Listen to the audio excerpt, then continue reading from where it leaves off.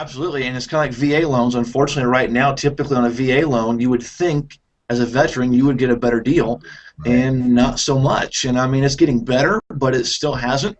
But 2 or 3 years from now, 4 years from now, who knows? That may switch around. And I want to tell you, as a mortgage guy, people don't realize this. We have several lenders that we have at our disposal with manuals this thick. Right. No, Guidelines. Right. no lender knows that manual.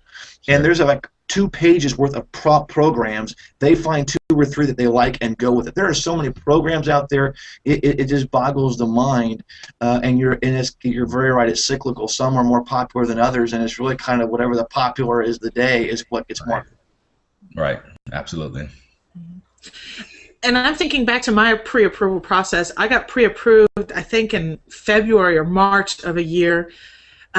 Had a car wreck in June, and so bought a new car. And Oh, yeah, didn't buy my house until December. So I don't know. I haven't ever thought of this. Is there a limit to how long a pre-approval lasts for? Is it like good for a year, or yeah, usually there's a limit, and it's been a while since I've been there. I want to say it's 45 to 60 days is typically the limit on that, and usually you get a pre-approval letter if you're working with a good lender, and it's going to say right on there, pre-approval date is today, good through X date, and so that's usually part of your pre-approval letter as you give that to your realtor to then add to your actual purchase agreement, or not purchase agreement, but offer to purchase. contract? Sure.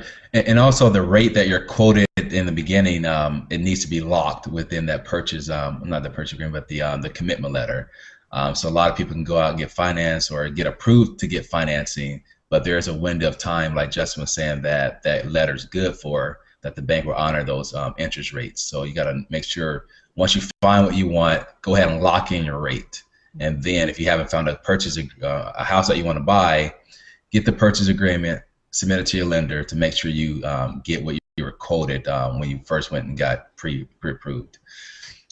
And I know today's discussion is not about interest rates, but as you said that one key that came to mind when you lock it in, do lock it in, because I see too many people trying to time the market, because the rates sometimes change multiple times a day. Usually it's once a day, but there have been days where literally I go to lock the loan and it won't let me lock because they're in the middle of a price adjustment. Okay?